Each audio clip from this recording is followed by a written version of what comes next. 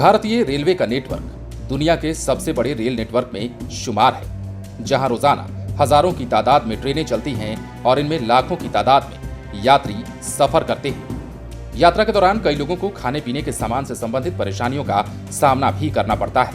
हालांकि IRCTC की ओर से ट्रेनों में बेहतर खान पान की व्यवस्था और सिस्टम को दुरुस्त करने की दिशा में लगातार काम किया जाता है, लेकिन फिर भी यात्री यात्रा के दौरान खाने पीने के सामान की गुणवत्ता के साथ ओवर रेटिंग यानी कि निर्धारित मूल्य से ज्यादा पैसा वसूलने की शिकायतें अक्सर करते रहते हैं। क्या आप जानते हैं कि अगर आपको यात्रा के दौरान खराब खाना मिलता है या फिर रेलवे स्टेशन पर वेंडर आपसे खाने पीने के सामान के निर्धारित मूल्य यानी कि MRP से ज्यादा पैसा लेता है, तो आप इसकी शिकायत दर्ज करा सकते हैं। दरअसल रेल नियमों के मुताबिक आप 139 यानी कि 139 पर अपनी शिकायत दर्ज करा सकते हैं।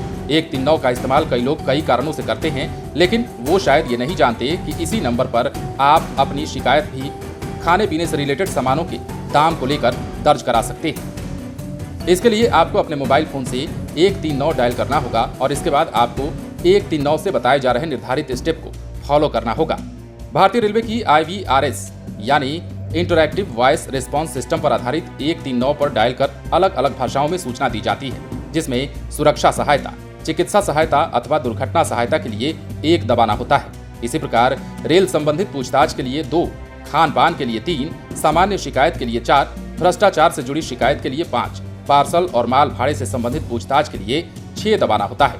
IRCTC के द्वारा संचालित होने वाली ट्रेनों से संबंधित जानकारी के लिए 7 दबाना होता है।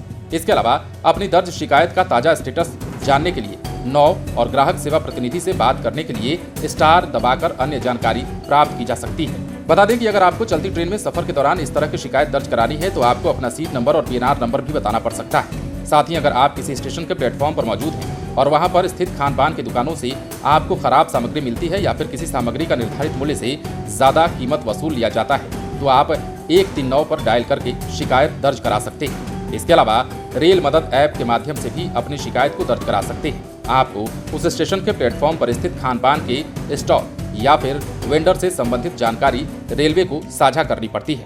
देखिए, भारतीय रेलवे एक ऐसा नेटवर्क है जिससे यात्रा करने वाले यात्रियों की संख्या हजारों में नहीं बल्कि लाखों में है। बात अगर बिहार की करें तो यहाँ के रेल यात्री भी इसका उपयोग खूब करते हैं। बिहार में अन्य जिलों में जाना हो या फिर बिहार से कहीं दूर दराज अन्य प्रदेश में जाना हो, बिहारी इसमें सबसे तादाद में नजर आते हैं। लेकिन यदि आपको इन नियमों के बारे में जानकारी होगी तो आप स्टेशन पर मोटी रकम चुकाने से बच जाएंगे और आप किसी भी सामग्री को उचित मूल्य पर ले पाएंगे। वहां स्टेशन पर आपसे वेंडर बेईमानी नहीं कर पाएगा और यदि ऐसा होता है तो आप इसकी शिकायत आराम से दर्ज करा सकते हैं। जाहिर है, हमने आपको ये खबर इसलिए बताई ताकि आप भी जागरूक हों और रेल में यात्रा के दौरान आप इन नियमों का लुत्फ उठा सकें और शिकायत दर्ज करा सकें।